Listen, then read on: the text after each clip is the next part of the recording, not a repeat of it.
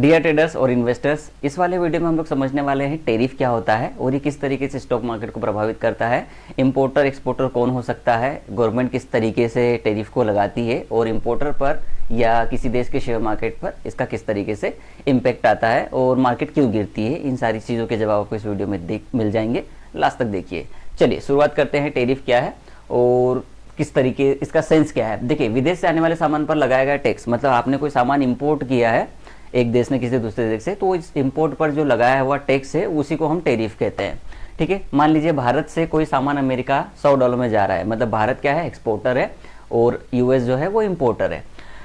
अब अमेरिका उस पर 25% टैक्स लगा देता है। अमेरिका में कौन, कोई कंपनी नहीं, अमेरिकन गवर्नमेंट, मतलब अमेरिका की जो गवर्नमेंट है उसने 25% का टैक्स लगा दिया है। तो वही सामान अमेरिका में $125 में बिकेगा जो पहले $100 में बिक रहा था या जो $100 में पहले इंपोर्ट हो रहा था। ठीक है, अब आगे समझते हैं।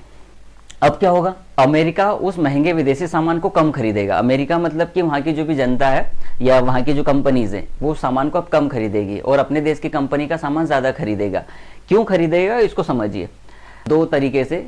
एक तो एक कंपनी जो इंडिविजुअल कंपनी है जिसने इंपोर्ट करा है वो इंपोर्ट कम कर देगा, और दूसरा है कि वहां के जो ग्राहक है वो कम खरीदेंगे माल को, क्योंकि इसी प्राइस पर उसको और माल मिल रहा होगा उसी देश में। जैसे मान लीजिए कि हम लोग $100 पर पहले बेच रहे थे और यही माल उनको पहले $120 पर मिल रहा था। उनकी कंपनीज, जो वहाँ की कंपनीज हैं उस देश की, वो कंपनीज उसी प्रोडक्ट को $120 पे दे रही थी और हमने उसको $100 पे दिया। तो इंपोर्टर क्या कर रहा था, यहाँ से $100 में मंगा के वहाँ $120 में बेच रहा था, जिससे उसका 20% प्रॉफिट मार्जिन जनरेट हो रहा था। लेकिन जबकि गवर्नमेंट ने टैक्स लगा दिया 20% या 25% का, तो अब ये इसे महंगा पड़ रहा है, क्योंकि $100 यहाँ से मंगाया प्लस $25 का वहाँ पर टैक्स दिया, तो यही माल उसको $125 पर पड़ रहा है।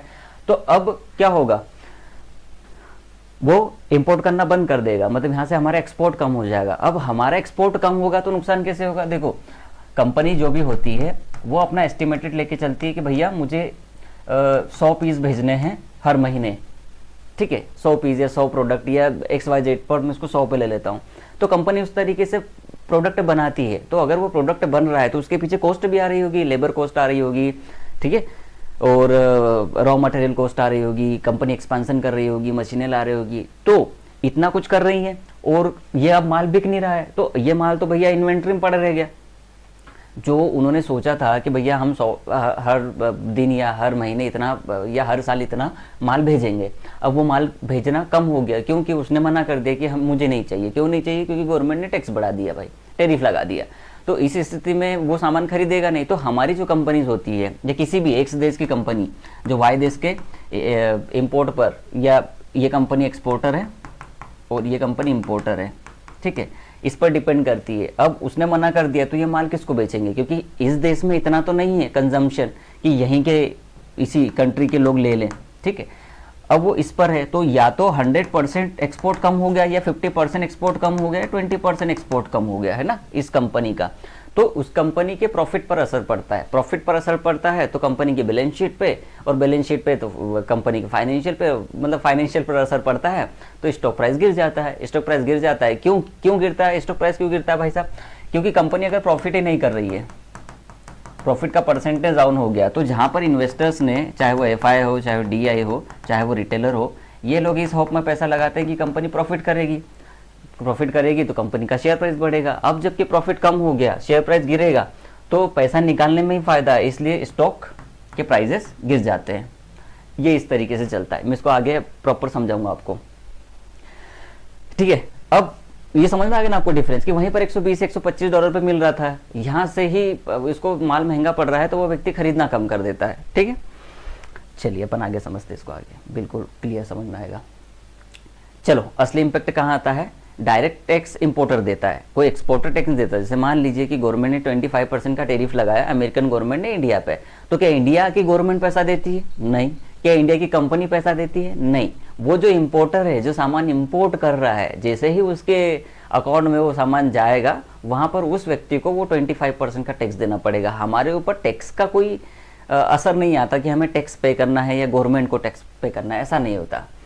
क्योंकि अब US इंपोर्टर बोलेगा कि तुम्हारा सामान महंगा हो गया भाई साहब, तो मुझे सामान नहीं चाहिए, मैं किसी और कंट्री से खरीद लूंगा। हो सकता है कि इंडिया जो सामान $100 पे दे रहा होगा, कोई कंपनी $110 पे दे रही थी पहले, लेकिन उस पर टेरिफ नहीं है, तो वो उसको $110 में पड़ेगा और वहाँ पर $120 में बेच देगा, तो भी उसको कुछ ना कुछ 8% 9% का प्रॉफिट मार्जिन बच रहा है, क्योंकि वहाँ पर गवर्नमेंट ने टेरिफ नहीं लगाया उन्होंने। जैसे मान लो चाइना से बुला रहा है तो वहाँ पर टेरिफ नहीं है सपोज करें, तो वो वहाँ से मंगाएगा। या फिर हो सकता है कि वहीं की कोई कंपनी हो जो उसको $115 में दे रही थी या दे रही है, तो वो वहीं से मंगाना शुरू करेगा।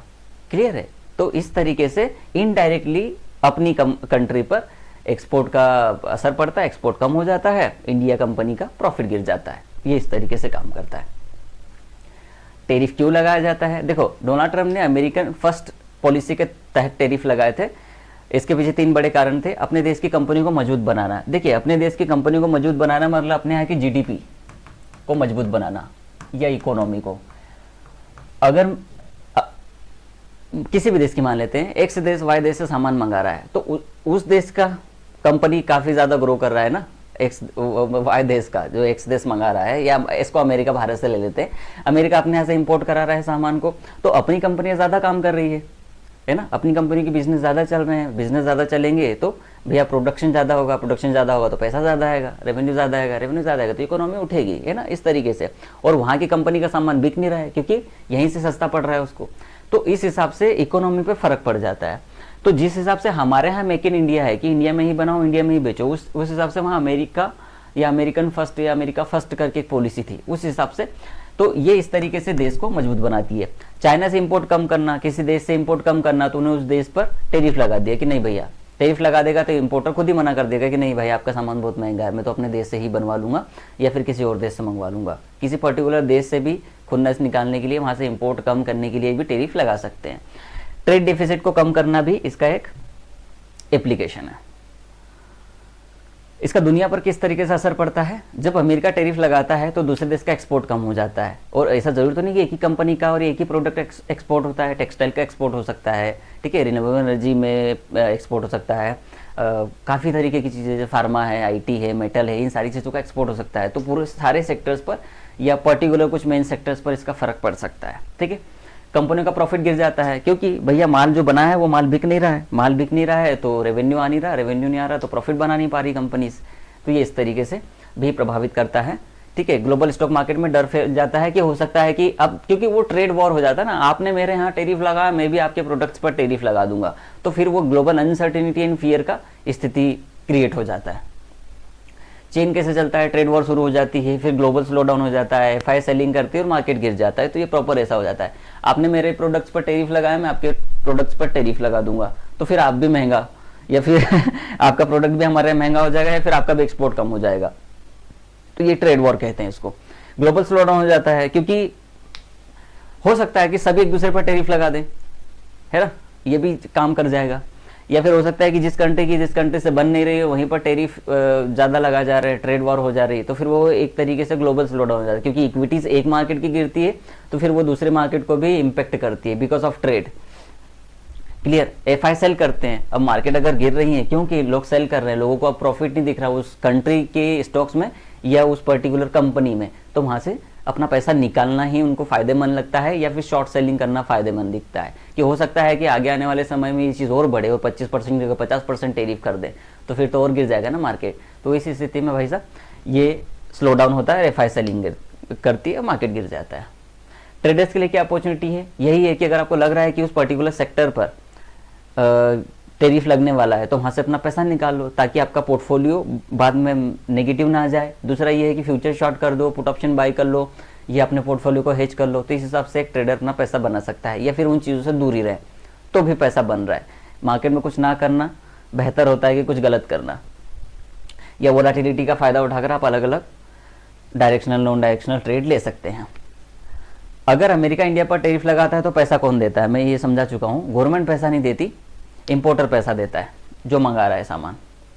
आपको अगर ये पीडीएफ चाहिए तो आप बिल्कुल मुझे व्हाट्सएप पर मैसेज कर सकते हैं, मैं ये आपको भेज दूंगा, ठीक है। ये एक एग्जांपल है, मान लीजिए कि इंडिया की कंपनी ने अमेरिका में सामान बेचा $100 पर, अब यूएस गवर्नमेंट ने 25% का टेरिफ लगा दिया, तो पैसा कौन देगा? अमेरिका का इंपोर्टर जब पोर्ट पर सामान लेगा तो उसे पैसा देना पड़ेगा $25 एक्स्ट्रा, तो नेट इसकी जो कॉस्ट है सामान की वो $125 पड़ेगी। असली इम्पैक्ट कहाँ आता है? डायरेक्ट टैक्स इंपोर्टर देता है, इनडायरेक्टली एक्सपोर्टर मतलब गवर्नमेंट इंडिया नहीं देगी पैसा, ना ही इंडिया का बिजनेसमैन या एक्सपोर्टर पैसा देगा।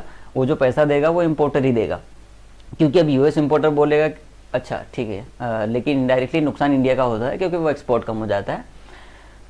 क्यों? क्योंकि अब यूएस इंपोर्टर बोलेगा तुम्हारा सामान महंगा हो गया, मैं किसी और कंट्री से खरीद लूंगा या अपने ही देश से खरीद लूंगा, इंडिया का एक्सपोर्ट कम हो जाएगा, इंडियन कंपनी का प्रॉफिट गिर जाएगा।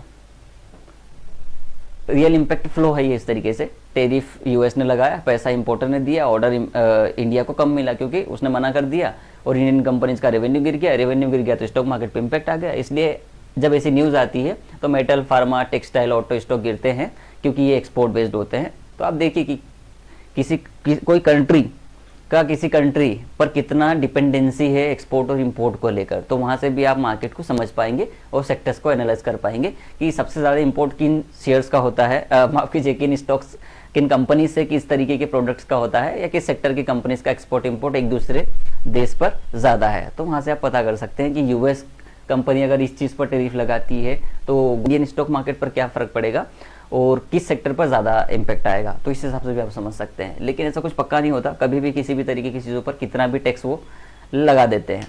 हालांकि उस पर फिर बाद में काफ़ी मतभेद होता है, लेकिन जब वो लगा दिया तब तो मार्केट पर इम्पैक्ट आ गया ना, तो उस वहाँ तो लॉस हो गया ना, उसका कुछ नहीं कर सकते। ठीक है, इंपोर्टर कौन होता है? ज़्यादातर केसेस में उस देश की प्राइवेट कंपनी या बिजनेसमैन ही इंपोर्टर होता है, गवर्नमेंट इंपोर्टर नहीं होती। यानी जो फॉरेन से सामान मंगवा रहा है वही इंपोर्टर है। जैसे इंडिया ने सामान भेजा तो किसी कंपनी ने सामान भेजा है, कोई इंडियन गवर्नमेंट ने सामान नहीं भेजा है। ठीक है, और वहाँ भी कोई जो भी इंपोर्टर है जिसने सामान मंगवाया है वो कोई गवर्नमेंट नहीं है। 90% टाइम पर एक प्राइवेट कंपनी ही दूसरी प्राइवेट कंपनी से सामान मंगवाती है। मान लीजिए कि मेरी ऐसी कंपनी है, मैं इसको किस तरीके से समझा दूँ। जैसे मान लो कि मैं सौर ऊर्जा में काम करता हूँ, ठीक है, पावर सेक्टर की कंपनी है, तो मान लो कि विंड टर्बाइन बनाता हूँ और सोलर पैनल बनाता हूँ, बना के प्रॉपर देता हूँ, तो उसके अंदर जितनी भी सारी चीज़ें लगने वाली हैं वो बाहर सस्ते में मिलती है। मैं यहाँ पर मंगवाता हूँ अगर अपने देश की कंपनी से तो महंगी पड़ती है। तो मैं क्या करता हूँ, कुछ रॉ मटेरियल उधर से मंगवा लेता हूँ। एक प्राइवेट कंपनी है, ठीक है, वो प्राइवेट कंपनी मुझे सामान बेचती है, फिर मैं उसको जोड़ जाड़ के फिर पूरा पैनल बना के बेचता हूँ। इस हिसाब से काम चलता है। क्लियर है? तो मैं भी एक प्राइवेट कंपनी हूँ, वो भी एक प्राइवेट कंपनी है, कोई गवर्नमेंट यहाँ पर सामान नहीं मंगवा रही। इंडिया की कंपनी ने अमेरिका में माल बेचा, अब अमेरिका में उस माल को किसने खरीदा? कोई यूएस की प्राइवेट कंपनी है, कोई बड़ा रिटेलर हो सकता है, वही इंपोर्टर कहलाता है। वही पोर्ट पर यूएस गवर्नमेंट को टैरिफ देता है, पोर्ट पर जहाँ सामान उतरता है, पोर्ट को पोर्ट बोलते हैं। गवर्नमेंट कब इंपोर्ट करती है? कुछ स्पेशल केसेस में, जैसे कि डिफेंस इक्विपमेंट मंगवाने हैं, रेल इंजन मंगवाना है, या कोई न्यूक्लियर टेक्नोलॉजी है वो मंगवानी है। जैसे राफेल का लास्ट टाइम हुआ था, राफेल मंगवाए गए थे, राफेल सप्लाई करने थे एचएएल को, हिंदुस्तान एरोनॉटिक्स लिमिटेड, तब गवर्नमेंट इंपोर्ट करती है। लेकिन ऐसा बहुत कम होता है। 90% केसेस में इंपोर्टर जो होती है वो प्राइवेट कंपनी होती है, गवर्नमेंट नहीं होती। ऑल राइट, अगर इस वीडियो से आपको कुछ भी सीखने को मिला, समझ में आया, आपके नॉलेज में कोई बढ़ोतरी हुई है, तो प्लीज़ लाइक करें, शेयर करें, सब्सक्राइब करें, and keep watching and keep following. Thank you for watching.